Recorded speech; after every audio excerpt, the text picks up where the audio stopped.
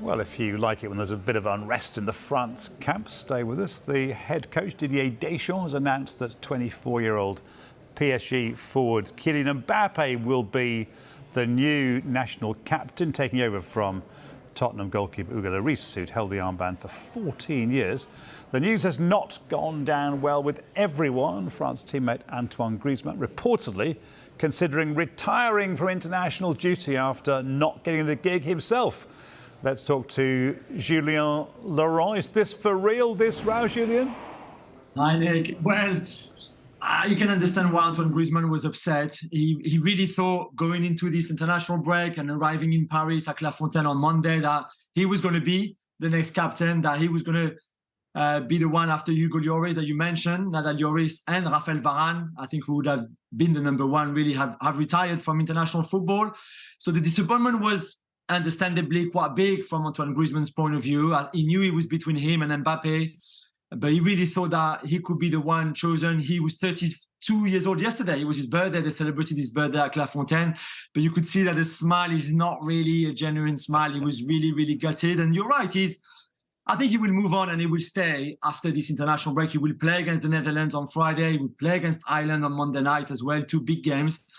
I can't see him retiring after that because he was not picked. He's only the vice captain, but I can see why he got hurt by it. And what about other people? Mbappe isn't everybody's cup of tea. No, although to be fair, in these squads, with a lot of young players, youngsters of his kind of generation, I think he's the number one. He was the number one choice. Deschamps consulted the players, talked with a lot of them before announcing the news. He wouldn't have gone against the squad, really. I think Deschamps is far too intelligent and even politically minded that he would not have made the decision him against the dressing room, really. So Kylian has a lot of support in that dressing room. Of course, someone like Paul Pogba is very good friend with Antoine Griezmann, for example. He's also friend with Mbappe, but there would have been some closer to Griezmann maybe than to Kylian. But overall, I think he's the outstanding choice. And really, when you think about it, he's one of the best players in the world. He's certainly the best player in that team. And it makes a lot of sense, even if he's still only 24 years old, to have given him the armband. So France start their qualification campaign against the Netherlands at home, and then it's the Republic of Ireland away. Has Deschamps got most of his World Cup squad available? Yeah, most of it, to be fair. There was he retained quite a lot of the ones who were in Qatar who did so well. Bar, Lloris, of course, and Varane. Still no Pogba, no Kanté because of the injuries. Otherwise, they would have been there. So you still have a lot of the guys from Qatar, but also some youngsters. Kefren Thuram, for example, the brother of Marcus Thuram, the two sons of Lilian Thuram, the former player. This is his first call, so he's very happy to be there with his brother. It's quite rare, actually, not just for France, but in every big country, to have two brothers playing at the same time for the national team. So well done to the Thuram family. But overall, it would be a lot of familiar names that I think would play. Konate and Upamecano would be the two centre backs, for example. You will have Mbappe up front.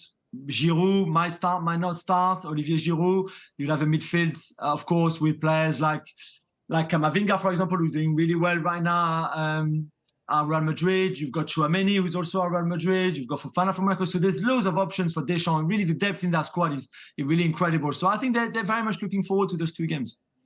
Let me ask you about Arsenal's Folarin Balogun, who is doing so well for Reims this season. Only a couple of goals behind Mbappe in the scoring charts. What is French football making of him?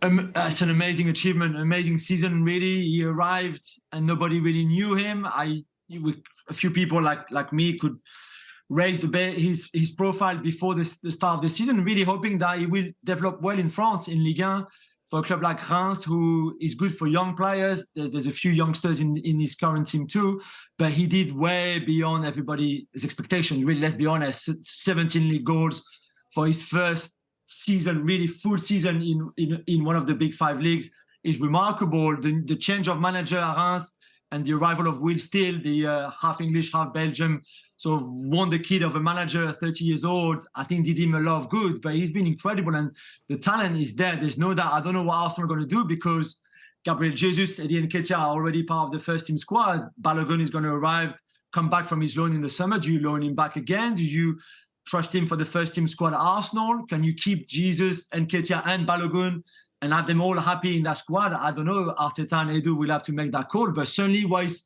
showed in France so far this season and what he's proven is that he's got the level he's good enough for that kind of level. There's no doubt. He's got the awareness, the pace, the finishing, the touch, right foot, left foot. He's starting scoring with his head as well. He's a wonderful talent at only 21 years old. So well done to Arsenal. And sometimes you send a player on loan, especially a young player, and it doesn't always work out. In this case, it's been a huge success. It'll keep us and you busy during the transfer window, that's for sure. You mentioned Will Still. How big a name is he making for himself in France?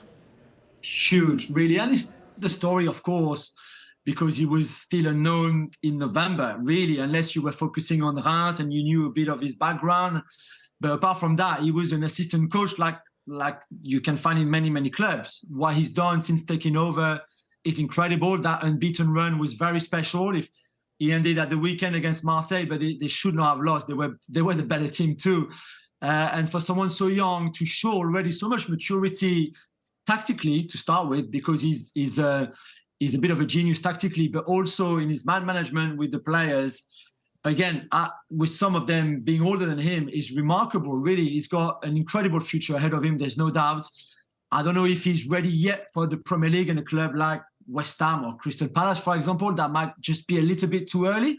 But what he showed so far is incredible qualities and talent as a manager. So there's no doubt he will go really far. But he's only 30 years old. It's really ridiculous when you think about it. Yeah, you mentioned a man who's a bit older than that, Olivier Giroud, just now. I saw there's a headline in L'Equipe today speculating whether it should be Giroud or Kolo Muani starting for France. Muani, who made a name for himself at the World Cup, scored in the semi-final, 8 goals for Eintracht Frankfurt in 2023. A target for Manchester United? Very much so. That's right, Nick. Not just for Manchester United. I think there's a lot of clubs in England and all around Europe who are looking at Randal Kolo Muani now. And seeing all his potential, because he's still youngish, he's 24 years old, but what we saw at the World Cup, I think, is only the beginning. Already is kicked off from there in Frankfurt, where he's having a wonderful season. The goal that you mentioned, but he's got 10 or 11 assists in the league as well, I think. So he's a complete striker. He's really the complete package. And I think that there's a lot of clubs who are looking at him. Frankfurt, who got him on a free, by the way, from Nantes only a year ago. I just thinking, hang on, we can keep him if we qualify for the Champions League, for example, or even the Europa League, and keep him for one more year, or you cash in, really, because he won't go for less than 60, 70 million euros. He's that good. And it's not just how good he is, it's that there will be a lot of clubs after him. So obviously, if there's a bit of a bidding war, the price is going to go up naturally. But yeah, there's no doubt. It's interesting because it's either you go with the experience of Giroud, but very different style and very different profile, to Kolo Muani, who's obviously much younger, much more mobile, love running in behind, love that space, also very good as holding the ball up, for example, where he's improved massively so far this season. So we will see what Deschamps chooses. Maybe there's a profile for the Netherlands game and a different profile for the Ireland game, because those two games will be very different. So I wouldn't be surprised, for example, if you saw Kolo Muani started against the Netherlands on Friday and then Giroud starting in Dublin on Monday. And if Muani does start and do well against the Netherlands, that price might go up even more above the 60, 70 million you were talking about. And you wonder whether Manchester United can afford that, given that Erik ten Hag insisted that they spent all that money on Antony in the summer. The kitty might not be that big. That's right. And also, let's be honest, I think centre forward is not the only position that they have to strengthen at United. So maybe you just pick the priorities. Which position really is the one that is the most important, where you're going to spend most of the money that you have. And if that money is 100 million, 150, 200 million maybe, then you'll have to be very intelligent on where you spend that money, because do they go for another goalkeeper? Do you go for a centre-back? What do you do with your full-back position in midfield? Could you do with another player? Probably with Casemiro. Sabitzer, I would expect, would go back.